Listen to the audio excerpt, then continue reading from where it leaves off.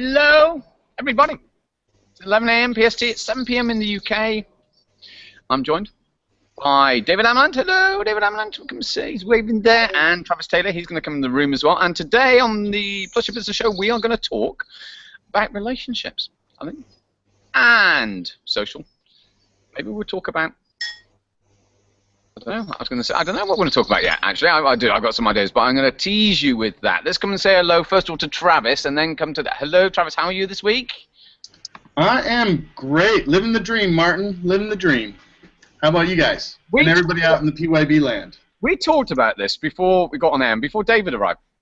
And this is leading us into relationships. And I did comedy last night with my buddy Chris Tabish, who we still got to get doing more, and he's a great, great guy. And what you said, living the dream, that's just such a positive response. And I was saying, so often people are saying, you know, how are you? I'm okay.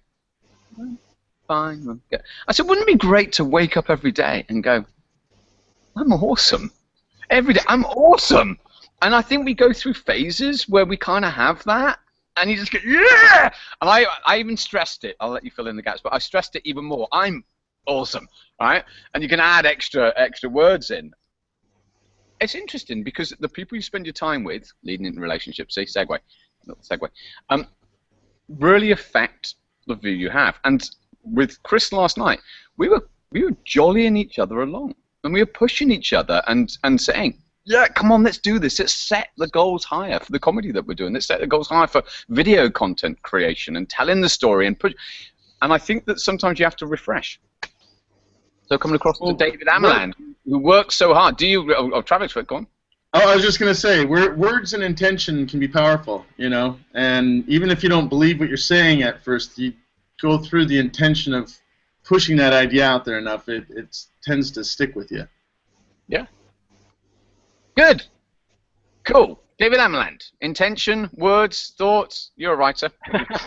Absolutely. Well, it's quite interesting actually, because the moment we talk about intention, we also talk about intent, and this is a critical element right now in terms of decoding end user behavior, whether it's in search or in marketing or relationship building or connecting across social networks in a digital domain.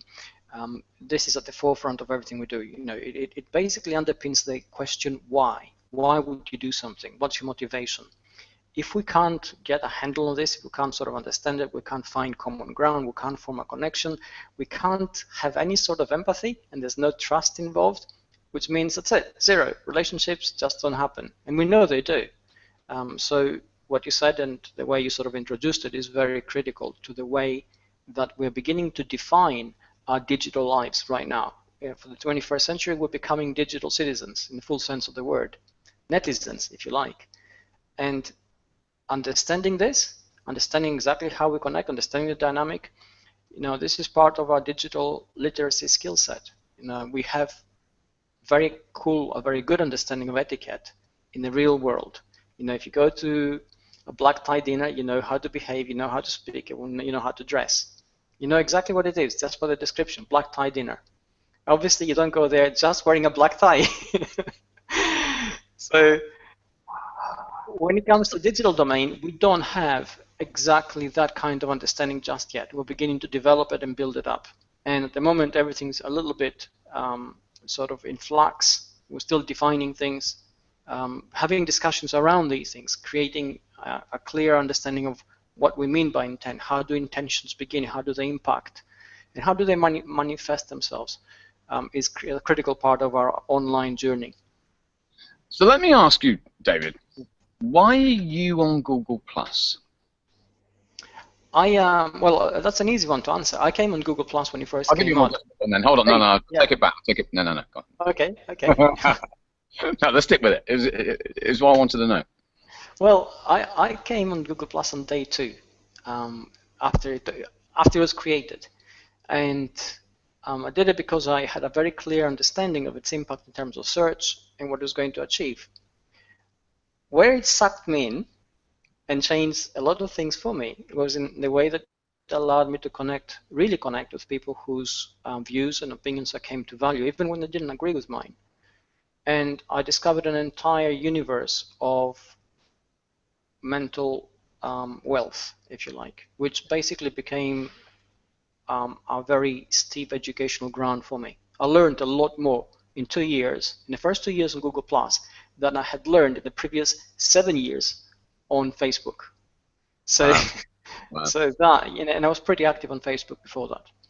And what do you think are the critical reasons why? Just to interrupt, what do you think's different about this platform? Well, this comes exactly back to what you started off with, intent. And we connect here with people we don't know.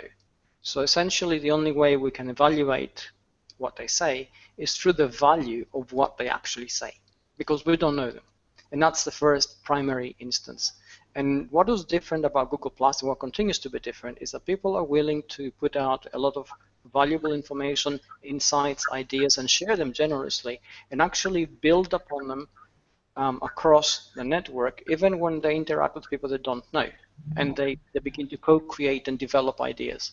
And this accelerates the development curve of our own knowledge graph, if you like. We learn more things, we develop more things, our brains become more elevated, we get a higher viewpoint, and that is empowering. And it also helps us at a personal level, but it also helps at a professional level if we use it that way. That's amazing. It's never happened before. Let's pick up on something you just said. This is great. So our brains are elevated, singularity, and we have a different viewpoint or a higher viewpoint. I think that's what you said. Yes. Perspective. Perspective is what we're changing our view through engaging with people that aren't the same as us. I think that's the thing. And so I mean, I look at it, and I went up to the city yesterday. So I'm down pretty much in suburbia, and I went up to the city, and I talked to lots of different people and asked them questions. And I was curious because I'm doing the local project down here and seeing how people are interacting with shops. And I just, you know what the funny thing is, David, you came up in the conversation because somebody mentioned trust. And I said, what is trust to you? What does it mean? And then we talked about expectations, and I started to map, and I just went, wow, your map is different to my map. But I listened, and as opposed to me trying to force my map upon the person, I just went, let me just understand your map. And then somebody else came along, and the conversation continued. And those multiple perspectives and the access to, and we could call it passions, the things that you're into that your friends on Facebook don't know that you're into because you don't post them there, because you're not looking to have the dialogue with them around, let's take it, whether it be technology. It's like your friends and family, some family go, why are you posting this stuff? Well, but here you can find those people, you're going to get the dedicated conversations. It used to be, it was communities. And I feel now we've got collections now as a secondary place where those conversations are happening. And happening, and people read the newsletter last week, happening more and more, I feel. So it's a challenge to our own personal status quo, I feel, in terms of the perceptions. And when I started on here, which is, 3 years and a few months ago, because I was on that middle last part of that first wave, I was like, this is different. And I say, it's different. And I didn't get Twitter, and Facebook was always the friends and family bit. This connected me to ideas and to people and to energy and the collaboration and all of those things. And I feel that one of the key tools, I don't know if you both agree, is the Hangouts. We ought to have Ronnie Bince here. It's the Hangouts. And getting the rooms back. Because in the early days, and people have heard me say so many times, it's through the challenge of the perspectives that you get that are different to yours that you start to see the world as a bigger place than just your slice. Well, that's really valuable, and it makes you hopefully a bit more tolerant, a bit more understanding, and the broader, higher view. Yeah, absolutely. And you're absolutely right. And it's funny you should mention Hangouts because I got into Hangouts again very early. And in the very early Hangouts, you couldn't record them, and they couldn't be on air. It was just amongst individuals, like video chatting. And we were just, I got into one with a friend and a few other people from all over the world. It was quite late, it was about 11 o'clock UK time. And there were some people from New York. And one of them said, we just, it wasn't, we're just talking, that's all. And we're talking about, sort of funny things, talking about news a little bit and a little bit of about Google Plus, but, nothing too deep. And then the guy from New York who was running his own agency said, 2012, we still had the recession across the world, the global credit crunch was in full flow. And he said, hey, you guys, I was thinking of moving from New York because things are tough, but you live in the similar houses like ours, so there's no point. And I thought, that's amazing, because essentially, although we hadn't really discussed anything like this, there's a lot of information flowing through the Hangout beyond what we actually said. And although we didn't even take it any further from his throwaway remark, it stayed with me, because essentially for him, the Hangouts he'd been having had become a window which more or less decided his next career move. And I thought that's fascinating, right? In the past, you'd actually need either somebody to open your eyes for you, somebody who had experienced that and had lived perhaps in the UK and would have told you, hey, don't move from New York because, they have similar houses and smaller roads. Yeah.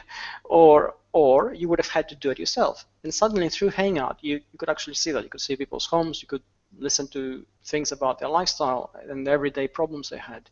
And that was making the world smaller. Information was flowing in a very informal way, in a very informal setting that was, however, data dense.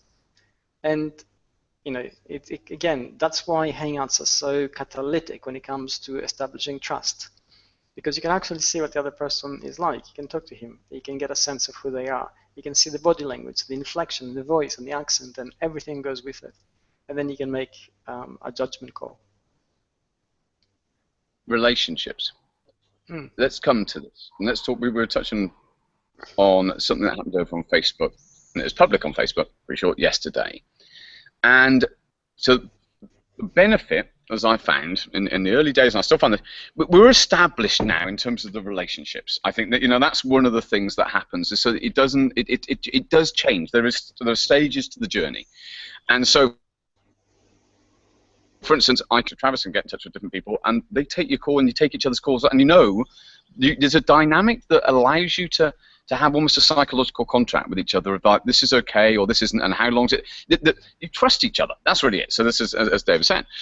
Now, some people don't have that experience, but are very, very social. So I'm going to give you an example, and I think this guy, and I really think this guy is a great, great guy. It's Mark Schaefer, and it's businessgrow.com.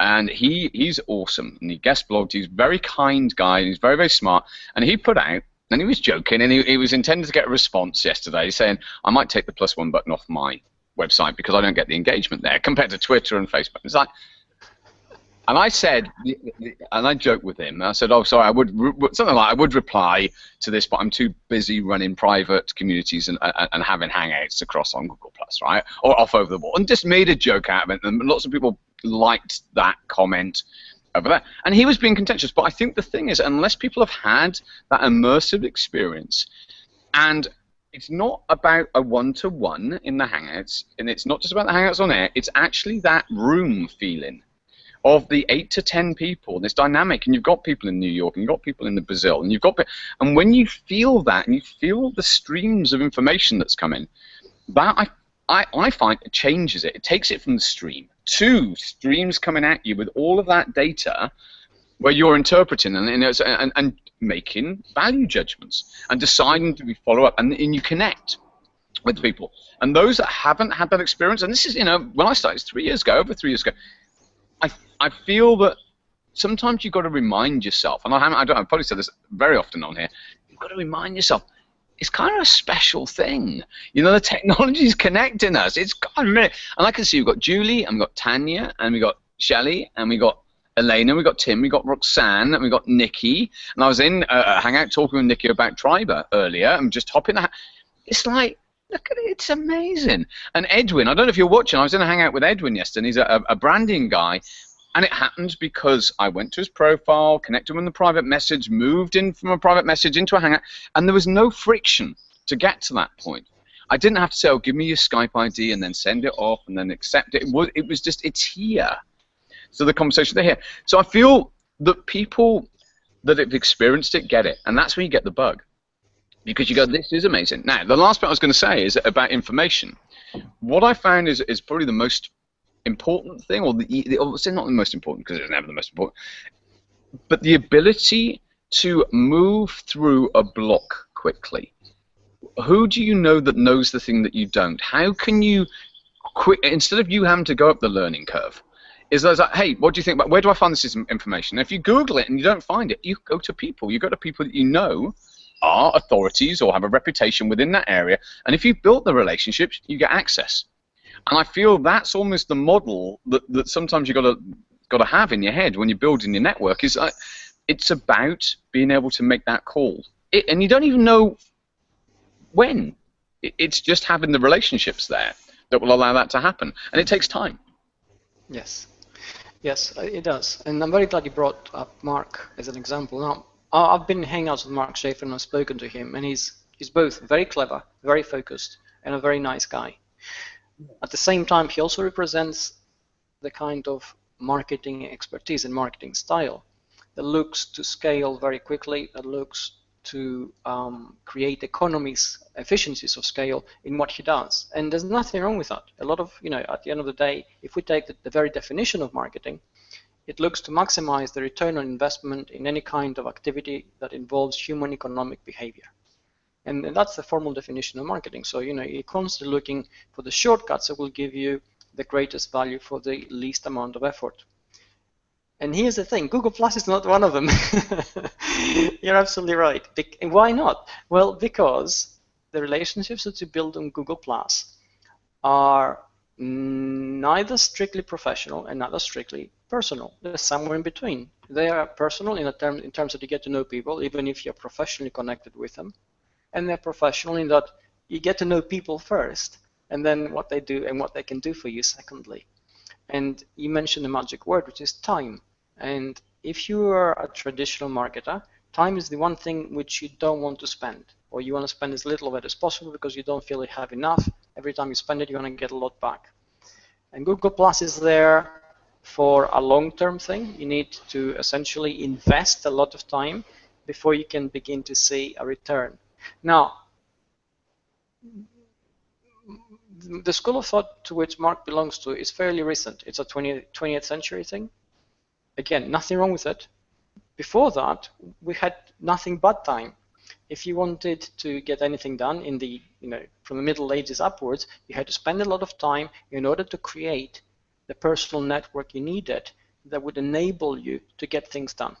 And if you didn't invest that amount of time, if you didn't have a network of people, if you didn't have connections, if you didn't have relationships, you couldn't. You were limited in the power of the person you were, which is never enough, and the small circle of friends and family that were around you. And unless you're rich and powerful, they were never enough. So essentially, as we went into the 20th century, the traditional idea of networking was exactly that. You spread your net as wide as possible, trying to find the people which would deliver value to you, and you would then deliver value to them, and they would become your valuable connections.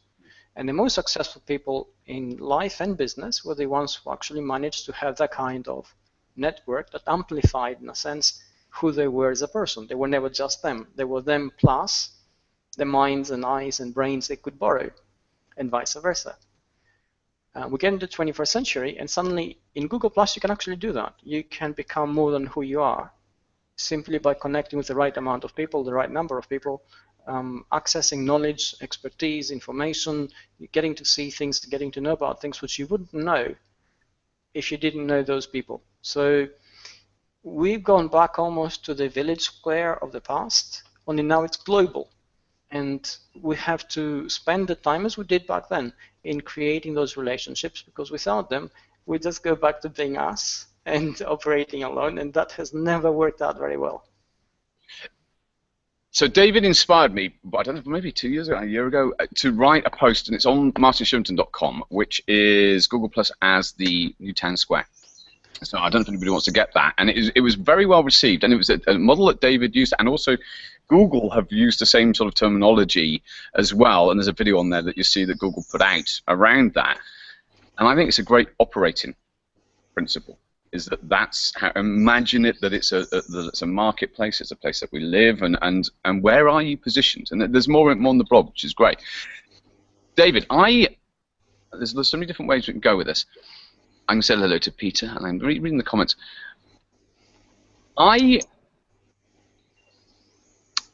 In the last month, I don't know whether so everybody. This is what I'm holding my. I go through one of these every 6 weeks or so.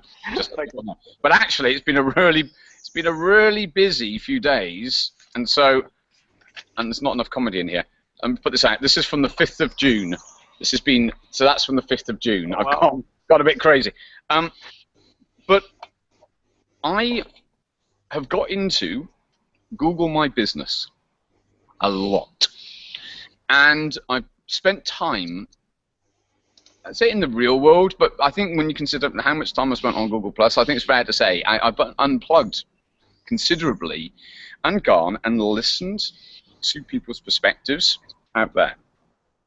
And for business, if we're talking within the context of relationships, the businesses care about one thing more than anything else. In terms of the staff, the members, and the owner, we put all of that together. They care about customers, and they care about the relationship they have with the customers. They want to deliver well and have good service, and they care about more customers coming. It's very much. It isn't about the brand. It isn't about content. It isn't about the social channel. It isn't. I'm talking now bars, restaurants, print shops, and I've talked to hundreds of people, and it's been a big project. And so I know those in the local community know, more about what I've been up to. But yesterday, I started to go down into detail of how do people in a restaurant bar situation, how do the servers feel? And I'm in the US now, when people don't tip them or don't tip them enough.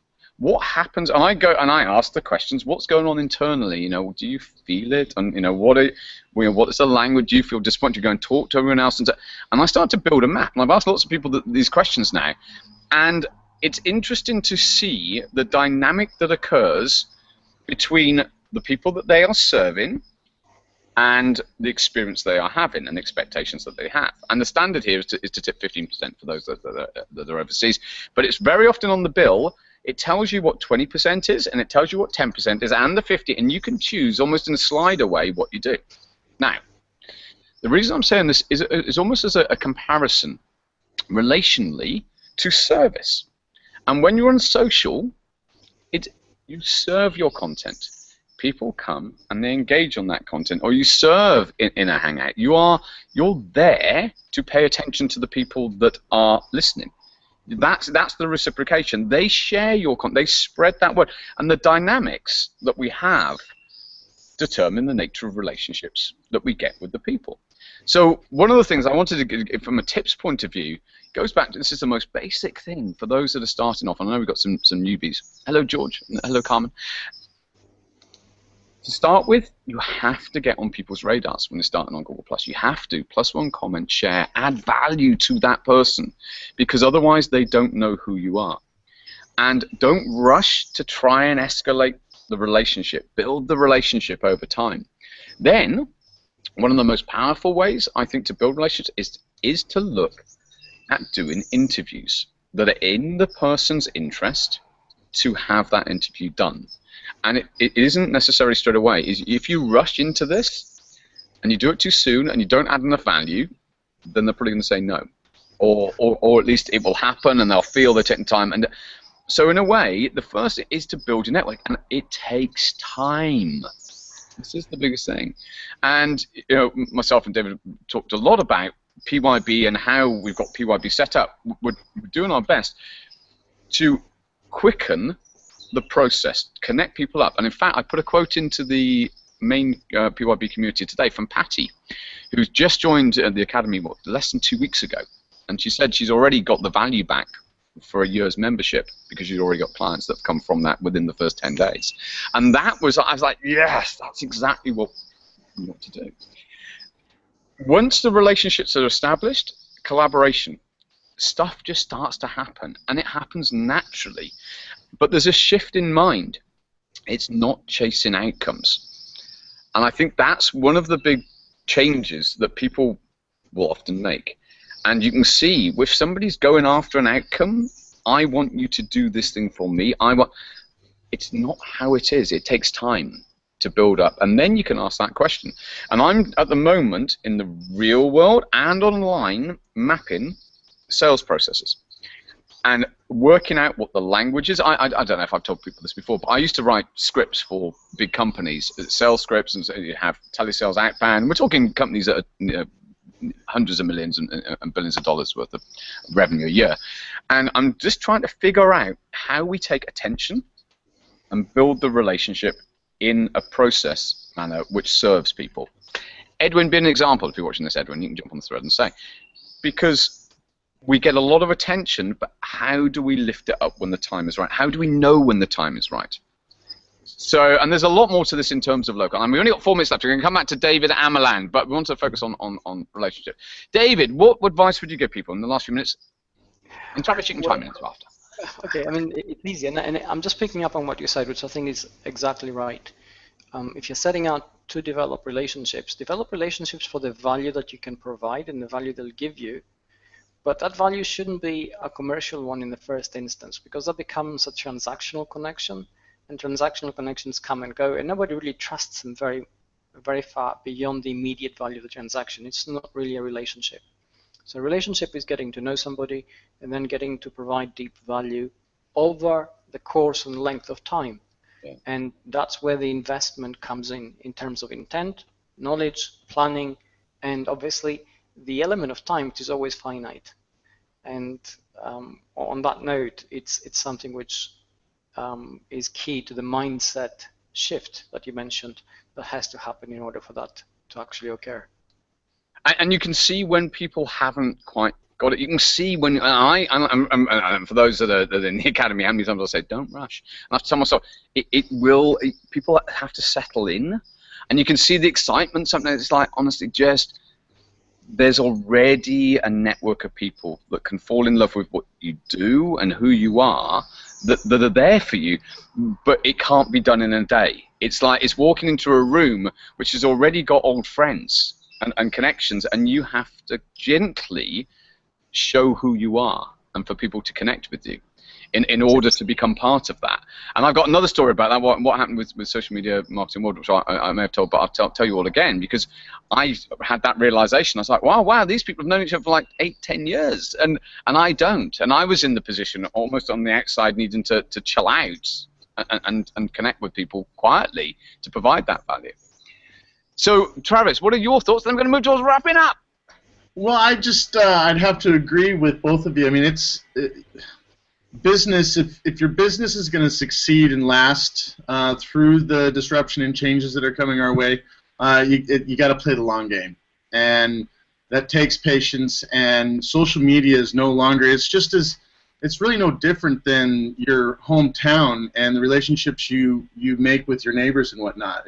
Those take time. You don't just meet somebody and then expect them to bend over backwards with every beck and call when you first meet them. You can't take away people's generosity and expect it to continue. I